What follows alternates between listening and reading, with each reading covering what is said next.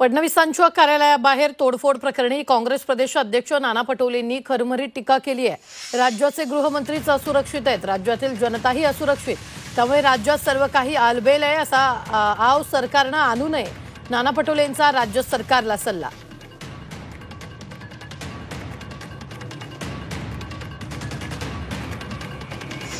म्हणजे गृहमंत्र्याच्या कार्यालयात जाऊन त्या ठिकाणी या पद्धतीची तोडफोड होत असेल तर महाराष्ट्र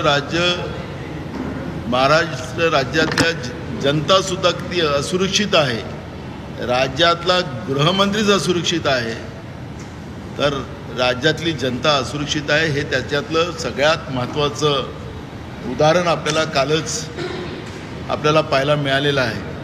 आणि म्हणून आता राज्याच्या सरकारने राज्यात सगळं आलबेल आहे कायदा सुव्यवस्थेच्या बद्दल अशा पद्धतीचा आव आणू नये एवढा सल्ला आम्हाला राज्य सरकारला द्यायचा आहे।